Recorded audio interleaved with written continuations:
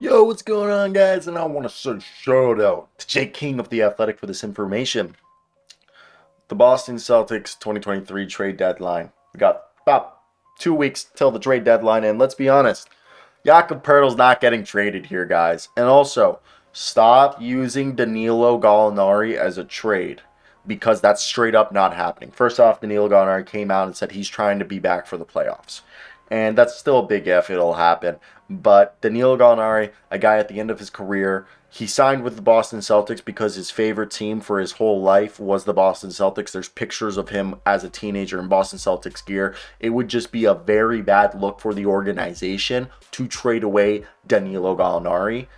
It would be a bad look for prospective players who would want to go to Boston because they would think, okay, this front office is unloyal.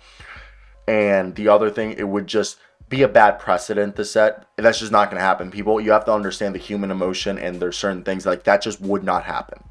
And it was different than the Ricky Rubio situation of last year where the Cavaliers traded him because I feel like there was like a mutual agreement. They're like, you're out for the season. Do you mind if we trade you? And then we're going to re-sign you in the free agency, which they did.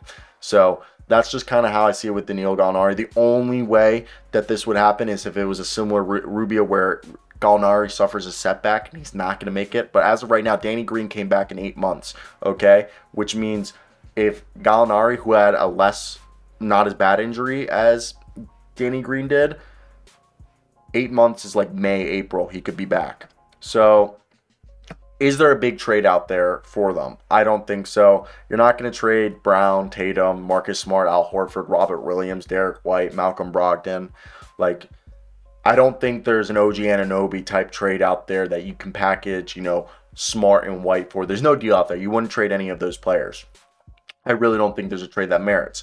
Now, will the Celtics go out and get some more front court help? It's not going to be Jakob Poeltl, but, as of late, it used to be Noah Vonleh, then it became Luke Cornett and Blake Griffin. And Luke Cornett has been solid, okay?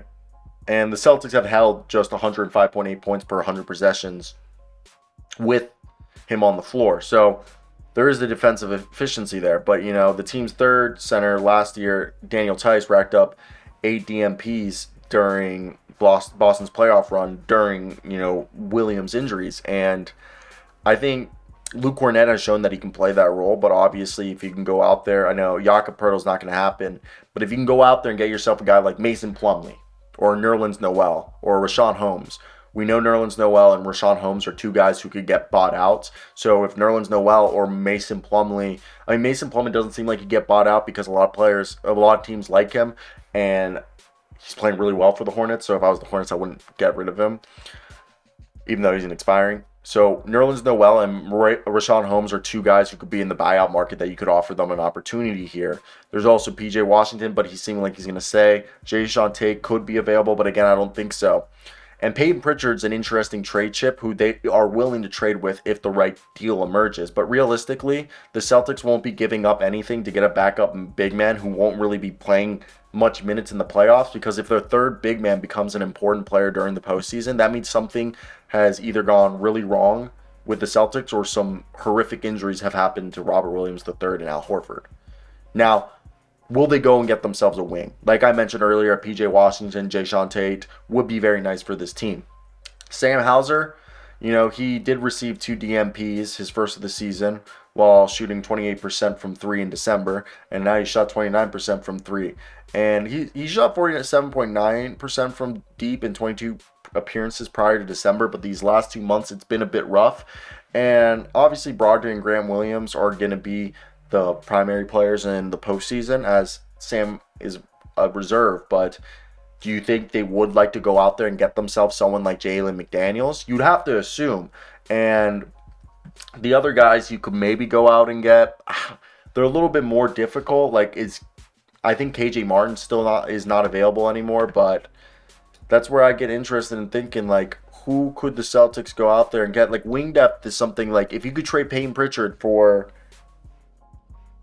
Jalen McDaniels, would that be a deal that you could be interested in? Because if you look at Payton right now, Payton's making 2.2. So the players that make similar salaries to him that you could trade for is Juancho Hernan-Gomez. Does he really put you over the edge? I don't know. John Conchar, I don't think he would be traded. Rodney McGruder, I don't know. Obviously Quinn Grimes, Nikola Jovic, and Andrew Nemhard not going to happen. Vlatko Chanchar, I think they really like him too. So you start looking below that. Yeah, like could you get yourself a Jalen McDaniels? That's a big question. I think Jalen, that's somebody you could definitely go out there and trade.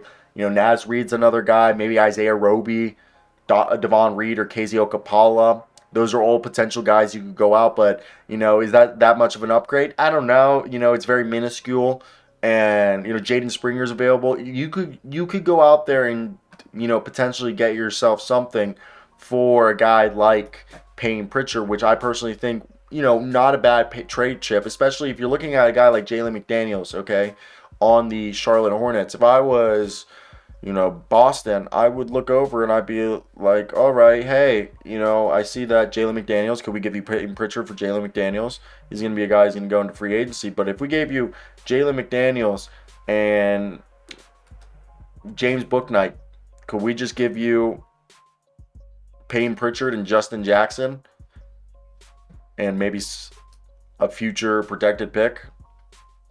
Because James Bouknight and Jalen McDaniels, that's about 6.2 million, and then if you add Justin Jackson, and that wouldn't really work.